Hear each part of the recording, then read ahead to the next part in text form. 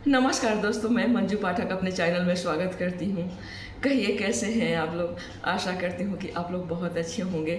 तो चलिए आज हम ये वीडियो बनाए हैं कि एकादशी व्रत में चावल क्यों नहीं खाते हैं या चावल का दान क्यों नहीं करते हैं। तो इसी पर ये वीडियो है। कहा गया है कि ब्रह्म वैवर्त पुराण के अनुसार ब्रह्म हत्या जैसे महापाप उसमें उस दिन समाहित हो जाते हैं। इसीलिए हम लोग उस दिन चावल नहीं खाते हैं या चावल का दान नहीं करते हैं। एक कहानियाँ और भी है कि एक मेधा ऋषि थे।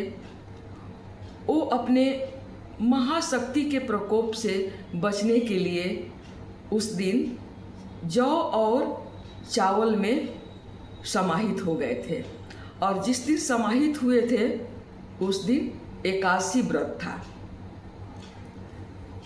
तो कहा जाता है कि कहानियाँ तो अनेकों प्रकार की हैं, लेकिन कुछ कहानियाँ ऐसा विस्तार से बताया गया है जिसमें चावल न खाना है और न ही चावल दान किया जाता है। और ये भी माना जाता है कि चावल का संबंध पानी से बहुत होता है। चावल उगाने से लेके चावल पकाने तक उनका संबंध बहुत पानी लगता है और पानी का संबंध चंद्रमा से होता है। चंद्रमा चंचल होते हैं। तो एकादशी के दिन बहुत ये बड़ा त्योहार है। तो उस दिन हमारे यहाँ बोलते हैं कि चावल खाने से मन चंचल हो जाता है। चंद्रमा जैसे चंचल होते हैं ना, उसी प्रकार मन भी बहुत ज़्यादा चंचल हो जाता है। तो इसको एकादशी व्रत पर जो उपवास करते हैं उनको चावल नहीं खाना चाहिए। हाँ, अगर नहीं रह जाता है तो रोटी खाते हैं। रोटी खाते हैं तो उतना ही फल होता है जैसे फल खा के या जूस पी के लोग व्रत करते हैं। तो रोटी खा के व्रत कर सकते हैं, इसमें कोई दोष नहीं लगता है, उतना ही आपको फल का प्राप्ति होता है।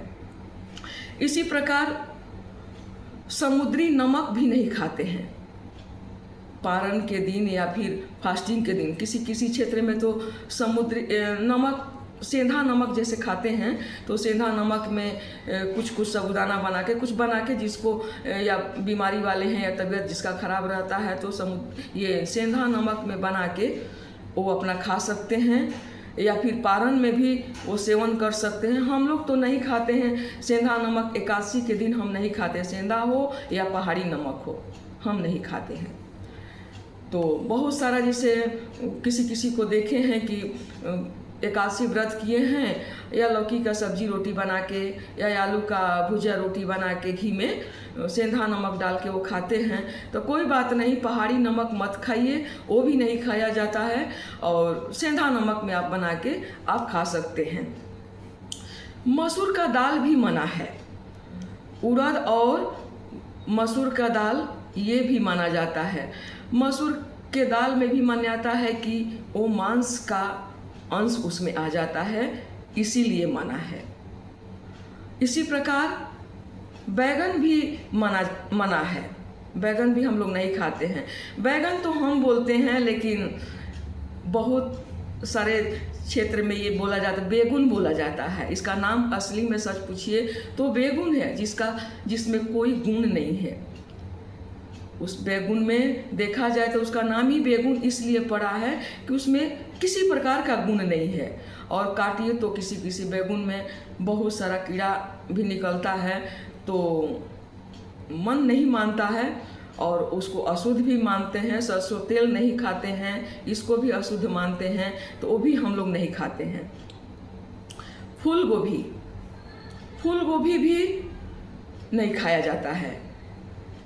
ये चाहे पारण हो या फिर फास्टिंग में जो सेंधा नमक के साथ अपना रोटी सब्जी बना के खाते हैं, तो फूल गोभी भी खाना मना है, क्योंकि उसमें भी बहुत सारा छोटे छोटे कीड़ा समाहित रहते हैं, जो कभी कभी ऊपर से तो दिखते ही दिखते हैं, कभी कभी छोटा छोटा पीस काटिए आप तो उसमें भी छोटा छोटा कीड़ा दिखते हैं, तो वो भी अशुद्ध माना गया है और मन अजीब सा हो जाता है, इसलिए फूल गोभी को भी हम लोग नहीं खाते हैं।